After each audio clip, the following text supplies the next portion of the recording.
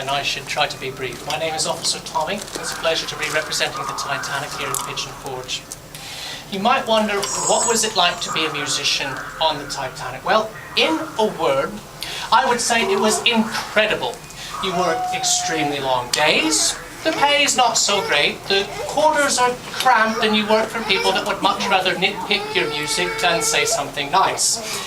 And after 5 whole days in the lap of luxury, you're called up to give one last performance.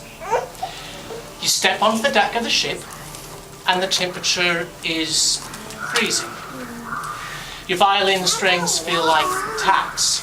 Your fingers are numb, you can't necessarily tell where you're playing, but you smile and you nod, play some of that ragtime, some of that jazz all the kids like so much. As the towers drag on, chaos begins to appear in the seams. You try to maintain discipline as you're thumped and jarred. And then the order comes down from on high. Men, it's every man for himself. But the captain isn't in charge of the band. Wallace partly is. He lifts his violin to his shoulder, and he presses a cold bit of wood against his cheek.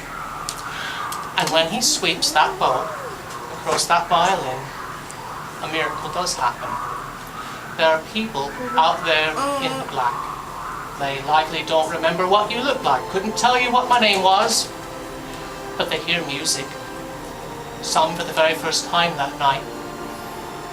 You see, the music comes from a simple instrument. This isn't a Stradivarius, this isn't a rich man's instrument, but it's valued beyond all that because of a small name etched in silver, and that name is Mariah. This man is now playing a song to a girl who's over 2,000 miles away, and she'll never hear it. She will wait. Nearly a month later, over 30,000 people will crowd the streets of his hometown. They will carry him home. He was their father, he was their brother, he was their son, he was their hero. And this violin carried his last message.